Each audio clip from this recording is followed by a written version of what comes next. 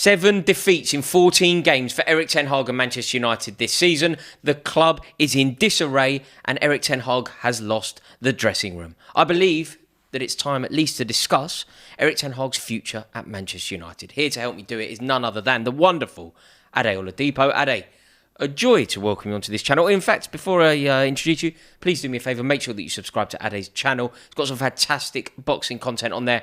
Really worth a look, and the link is in the description below. Ade, my introduction was fairly harsh on Ten Hag, but I believe it to be true. I think what we saw in the Manchester derby was a catastrophe.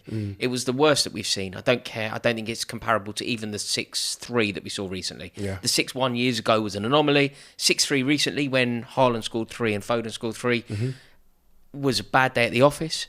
But this was something else. This was a 3-0 demolition. Manchester United didn't turn up. And we learned that day that Erik Ten Hag was out of his depth at the club. Is that fair? Yeah.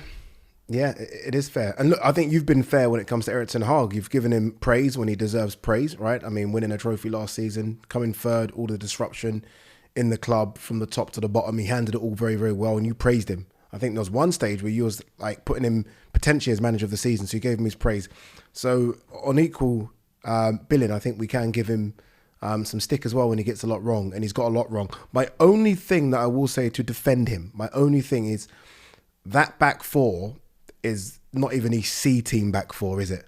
I mean, there's so many injuries there. I mean, Wan-Bissaka, I think defensively is a right back, is probably one of the best. Not going forward, but defensively is good. Luke Shaw has been really good, and then Lisandro Martinez and Varane. None of them are playing at the moment. That's difficult. You know why I say that? Because when Liverpool lost their back four, it was all over the place. But some of this is down to his selection as well. Like, I know that there's been injuries. I know that they're recovering, but surely Varane over Evans in a game of that magnitude makes sense. Surely playing Lindelof out of position when Reguilon is on the bench, it doesn't make sense. It's just more examples of him getting it wrong. Amrabat, so they conceded goals. The Manchester City team were just running through them. It was so easy. The lack of fight and hunger and passion in that midfield was ridiculous. Took Amrabat off. He took him off, the defensive cover in the midfield. Yeah. He subbed him for Mason Mount. Yeah, I think the make of you or the death of you will be your signings. When it's all said and done, when they give you the checkbook and you make those signings and you sign Anthony, who's been, I mean... The worst signing in their history. Yeah. I mean, Anthony, Richarlison, I can't compare the two, right? I mean, sorry, I can compare the two. Both of them are awful. I don't know where Malacia is right now. Lisandro Martinez came and there's this talk about he's too small and he proved us wrong. But all of a sudden, when he plays, when he's fit, doesn't look good anymore. Mount, question marks. Onana, awful. I know he's made a couple of good saves, penalty saves recently, but awful. So he's big signings, all the money. Huge one. Go on. Huge one. So Mount, as his midfielder, doesn't start the game. Yeah. Højlund, the striker, the player that's going to score you a goal, the answer to your goal-scoring problems, you're chasing the game in a derby, you take him off. By the way, Højlund, and it's funny because I was speaking to our producer at TalkSport today about Højlund because there's something about him where I think he's a good player there. And he pointed out to me that Højlund's got 1 goal in 7. He hasn't scored in the Premier League. He hasn't scored in the Premier League. Hasn't scored in the Premier League. Hasn't scored in the Premier League. And when Manchester United most needed a goal this season, I think it's fair to say that the moment when they were so desperate for a goal this season, they would swap any other goal that they scored so far this year to score a goal against Man City in the derby. They decided, Erik Ten Hag decided, now I think this is an incorrect decision. I don't want this to be reflective of how I feel about Højlund.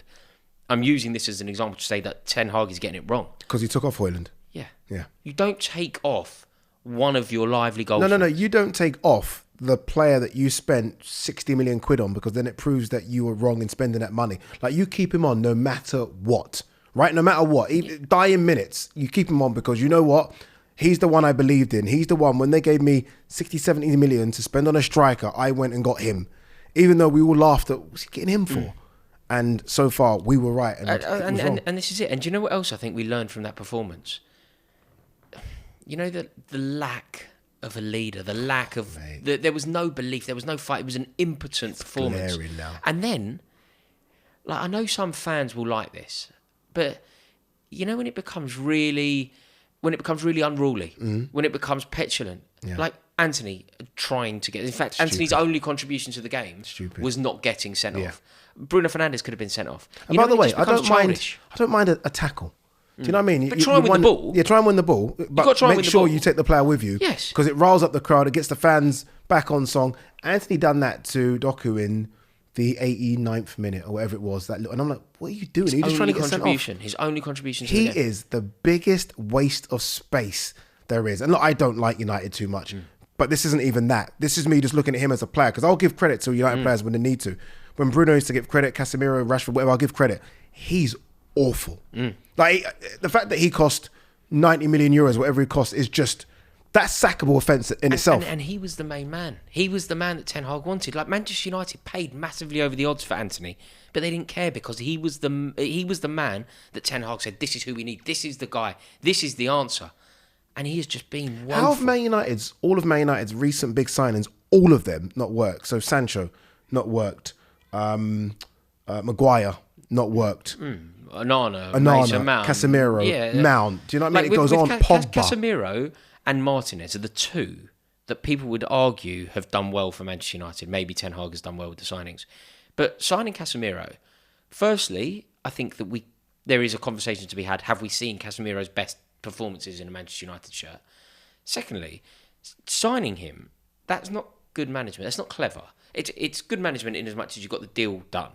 But, you know, if I were to say 3 years ago, sign Luka Modric, he's a good footballer. That's not my tactical brain working, is it? He's clearly one of the best footballers. Like, Casemiro is an integral part of one of the best midfields ever created. Of course he's a good player. You've got to sign a good player. Because Jamie Carragher said it as well. Like, we all knew that Casemiro was good, but we also knew Casemiro was old. And you've now signed Amrabat and Mount to replace Casemiro, pretty much, because you realise Casemiro's legs have already gone. Exactly. So how does that make sense as a signing? Exactly. And do you know who else signing you covers for signings? Do you know who else you mentioned there, which I think is an interesting one? You mentioned Sancho. Now, the title of this video will probably rile some people, but I think that we can glean that Jadon Sancho has deduced that Erik Ten Hag could leave the club soon, or at least sooner than him. Because Jadon Sancho doesn't seem to be doing anything going out of his way to put any sort of situation correct. He also doesn't seem to be going out of his way to leaving. Therefore, I wonder if he is thinking, I'm going to outlast this manager and have another fresh start at Manchester United. Yeah, probably. Jadon Sancho's the asset here. He's the asset that, as much as I don't really rate Jadon Sancho that highly, he's an asset that will cost 70 to 80 million quid. He's an asset. He's young. He's an England international, or was an England international. Erik Ten Hag's not an asset. They'd have to pay him off a couple of quid, but he's not an asset. He can go and we move on, right? United move on. I think it's a bit harsh to sort of put everything down at the foot of Erik Ten Hag. Again, this is a manager that could do no wrong last season, had tough decisions to make, made those tough decisions, won them a trophy. United don't win trophies anymore, got them into the Champions League. They've been out of the Champions League for ages. He's done everything right. I just think we need to explore how it's all gone so wrong this season. But that doesn't... Look, I know what you're saying here, and obviously the club is run incredibly poorly. Everything hanging over the club, Sir Jim Ratcliffe, the takeover with the Qataris, the Glazers in general, the valuation of the club, which is ludicrous. The fact that the stadium needs so much work done to it. Of course, there are other distractions. But that doesn't explain why, under Ten Hag, Manchester City have an XG of 4. Like, you know when... That's crazy. Newcastle battered somebody. They scored 8 or something. Sheffield United, was it? Yeah, I think so. The XG wasn't as high. Yeah. Like Man City playing in the Manchester Derby. At Old Trafford. At Old Trafford. At Old Trafford. Had an XG of 4. I was saying this to someone the other day when I was watching that game. I was watching it in Saudi Arabia. I was watching that game. I was like, I remember when Liverpool were rubbish. And United team of just everything, just monsters. They're coming to Anfield. You know you're getting a game. Yeah. That you're getting kicked off the park. You're getting a game. You're not coming to Anfield and scoring 3s and 4s and walking away and it's easy. You're getting kicked. And I'm like, is anyone, and I tweeted this, all right, your star players, because they've got star players, United. Is anyone going to roll up their sleeves and do anything here? Bruno, captain, are you going to do something here? Well, he's another one to discuss now. Marcus Rashford, are you going to do anything So here? he was made captain. Bruno Fernandes is an interesting one that you brought up there. I thought it was the correct decision. I thought Ten Hag got it right. You know when he announced that Bruno Fernandes was going to be his captain? Yeah. I backed that decision. Do you remember my reaction to that? Yeah. Okay, cool. Yeah. It wasn't something that you thought was the correct decision.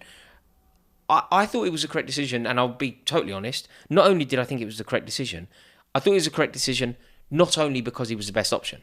I thought he was a great player, and I thought that the captain's armband can inspire, can't it? Yeah. Sometimes you get given that armband. Takes you up another 10%. And it takes you up, yeah. Agreed. So I thought Bruno Fernandes is arguably the best player at the club.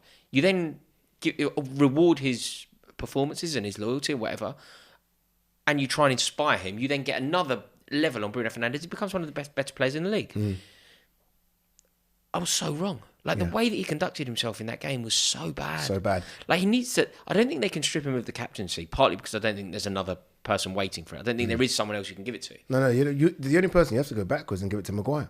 You almost have to go backwards and apologize, and you can't do that. You can't do that. So there is no one. You said something to me today, and I thought you were wrong, but it'd be good to explore, because you mentioned Bruno's gone backwards. Rashford's not the same Rashford of last season. He's got one goal this season. Mount's not landed, and you said to me that it looks like Ten Hag's lost the dressing room. Yeah, like the players are not playing for him anymore. We've seen it all before, and if you ever talk to a Chelsea fan about what a club looks like when the club players are no longer playing for the club manager, I think a Chelsea fan is more equipped to recognise it before anyone. Before anyone. Because I've seen it so many times. You know, when the players, because player power at Chelsea was a real problem for years as well, but across more than one team. But Chelsea had players of stature, where I felt like they could almost have private conversations without the manager, because players were like that. Like, Chelsea had monsters, players that had won numerous trophies. I look at this United squad, I'm like, if there is a revolt, who the hell's leading the revolt? But there's no leaders there. But I think you're being too logical. Yeah. You're suggesting you only have the opportunity to revolt if you've earned it. So Eden Hazard, who had a season off at Chelsea, Hazard, Costa, Thibaut Courtois, they were desperate to get rid of Jose Mourinho, weren't they? And they did. They succeeded. And they effectively had a season off. They effectively decided we weren't going to play for a season. That year when Hazard scored the goal against Tottenham, that was basically his only contribution in that game. They decided that it was done. But I think what you're doing is you're saying, well, Eden Hazard, because of the prowess that he had on the pitch, he can do that, because Diego Costa was certainly one of the best strikers in the league when he played in the league. He could do that. Thibaut Courtois went on to win 3 European Cups. Maybe he could do that. But you're saying, well, of course, they're not doing that because they're average. No, but their egos, man. Their egos, and they're millionaires, and they're young football. They think that... Who are we talking here? Who's an average? Who are we talking? Scott McTominay. Who's telling him no in his life? In his life, who's telling him no? Yeah. And I don't think he'd be a problem, by the way. I think it's a disgrace. By the way, I think it's a disgrace. If what we think is true, and look, you know, we speak to professionals every day at TalkSport, and they seem to suggest the same thing. I think it's a disgrace if they've done that. I actually think it is, because I think this guy's handled difficult situations well. And I think the only one he might have got a bit wrong, and still up for debate, is the Sancho one, where he's kind of gone public with the fact that he's not picking Sancho because of Sancho's off-field issues. Apart from that, he's handled... I mean, the Anthony situation was very difficult. The Maguire situation was difficult. Ronaldo's situation, difficult. He literally has to... Good luck any manager going and handling those situations. Yeah, okay, I do agree with that. But what I'm talking about here is just his acumen as a manager. Okay, he's got a lot wrong. They've lost 7 out of 14 games. Yeah. They were, until they got very lucky in a game against Copenhagen. They were rock bottom of their Champions League group. A Champions League group that should be easy to qualify. Yeah, and they've been lucky in a couple of Premier League games as well. Lucky? Very lucky in a couple of Premier League games. So this isn't... I do understand, but why I think can't we ever sometimes you have blame to the separate players, though, Rory? Like, why are we Ten Hag? Why these players... A lot of them were signed by Ten Hag. Yeah, true. A lot of them were signed by Ten Hag, and Ten Hag picks them, and Ten Hag selects the tactics that they play. He's lost 7 out of 14 games. What I don't understand is how can we not talk about his tenure as Manchester United manager potentially coming to an end? It's a fair question, surely. You know what it is, though? It's almost, and this is the only thing I agree with Gary Neville. Managers seem to come into that club, land, do something okay, then all of a sudden it just goes mental. Yeah, cyclical pattern. It's crazy. Mourinho came in, won a couple, and then all of a sudden Mourinho got given the... Do you know what I mean? It's like every manager comes in, Van Gaal. Yeah. Forget the rubbish ones. I'm just talking like legend. Like these are legendary managers. They've come in, they land, they do okay. Van Gaal won the FA Cup, didn't he? Yeah. Yeah. They win a trophy like Ten Hag has done. Mourinho beat Ajax in Sweden. Yeah. So they come in, win a trophy, do well. Mourinho said it was his biggest achievement, getting United second. And all of a sudden, they're showing the red card. Yeah. I'm like, wait, 1 second. Like, it can't always be the managers. Like, these players seem to just fold. Maybe that's true. But in this specific case, as you pointed out at the beginning of this video, I've always been very generous to Ten Hag. You have? But it is him. It is his goalie, his striker. This is the problem. This is why I can't defend him.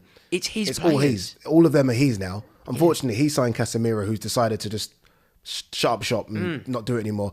He signed Anthony. Big money. He signed Mason Mount, doesn't play it. You know the thing about Anthony? There was no bidding war. No. This wasn't Liverpool and Chelsea Caicedo. No. They bidding against themselves. Yeah, and they still overpaid. Yeah. He decided to sign Højlund, who got 9 goals in Serie A last season. Yeah. He's decided to sign Onana, who can't seem to save a shot. Yeah, I know. I the only reason I think that you persevere is because of the history of the club, and they can't really, it's like you said, the cyclical pattern of lunacy, and maybe at some point you've just got to trust someone. Yeah, but this geezer is making so many errors that the only reason to back him is because I don't know who comes in. That's what it is. You can't keep sacking and giving another manager another 500 million. If you were a United fan, would you want him out or would you want to persevere? If I was a United fan, I want him out. I want him out. It's not good enough. Because I'm already looking at the league. And you know what me and you used to do when we used to say, Mane plays for Southampton. Why is he not playing for us? Yeah. Because he's clearly better than what we've got. Yeah. They must look at Unai Emery, Postecoglou, De Zerbi. I know he's having a bit of a wobble now. And they must think, why have they got better managers and playing better football than we are? And also, what they all have, the teams that you just mentioned there, they have an identity. Brighton are a great example to use here. Brighton are having a bad run. Yeah.